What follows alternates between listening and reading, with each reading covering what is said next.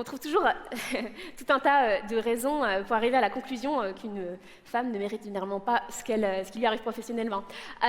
En 15 ans d'études musicales, je n'ai pas joué un seul morceau composé par une femme. Je n'ai pas joué dans un seul orchestre dirigé par une femme.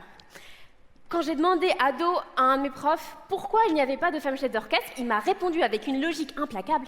Mais enfin, en fait, regarde, un chef d'orchestre, il faut qu'il soit respecté par les autres musiciens de l'orchestre. Jusque-là, je suis. Ouais, ok. Bon, pour une femme, c'est pas possible. Ah ouais, effectivement, c'est comme si on disait une femme chef d'entreprise ou une femme qui dirige un pays, pas possible. Ça peut paraître fou, ce que je dis, mais franchement, on me l'a dit droit dans les yeux il y a 10 ans.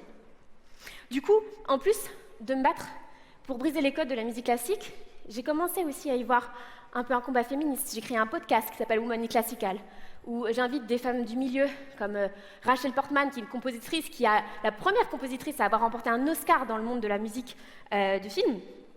Et je démystifie un petit peu ce que c'est que d'être une femme dans ce milieu. On parle ouvertement des tabous. Aujourd'hui, dans ma carrière,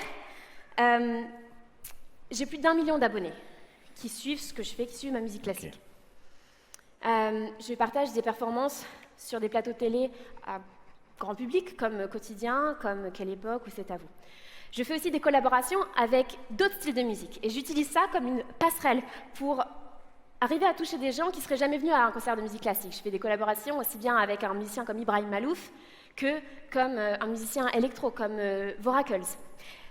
La première fois où j'ai joué dans un festival électro devant 10 000 personnes, c'était incroyable pour les gens comme pour moi. Ils ont réagi comme s'ils étaient en train d'écouter un solo de guitare électrique, mais ils étaient en train d'écouter un solo de violon classique.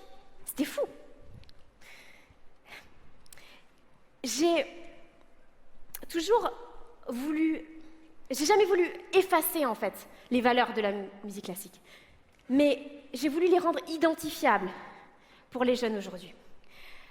Moi, j'ai jamais trouvé encore quelque chose d'aussi émouvant qu'à la fin d'un concert, quand il y a des petites filles qui viennent me voir et qui me disent « J'ai vu tes vidéos YouTube et je me suis mise au violon. » C'est trop bien. Enfin, récemment, il y a un homme qui m'a écrit et qui m'a dit « On était à votre concert et c'était génial. Et du coup, je suis rentrée et ma femme et ma fille se sont mises au violon. » Alors, j'avais envie de dire « Je suis désolée pour vous. » Mais bon, c'était quand même très mignon.